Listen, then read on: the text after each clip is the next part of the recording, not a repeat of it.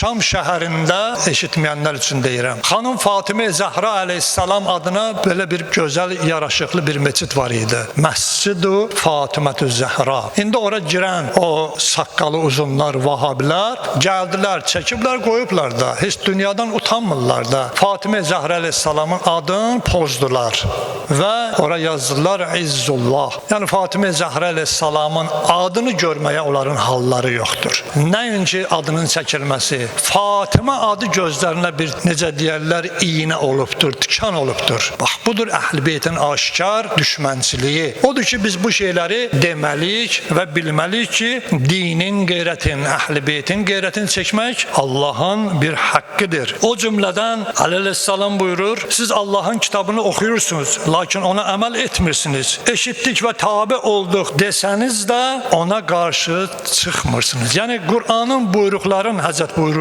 ki, eşitdik və tabi olduq deməklə deyil, gərək əməlində onu göstərəsən. Həzrət buyurur, siz Allahın əzabından qorxduğunuzu desəniz də mütəmadi olaraq sizi bu əzaba, cəhənnəmə yaxınlaşdıran işlər görürsünüz.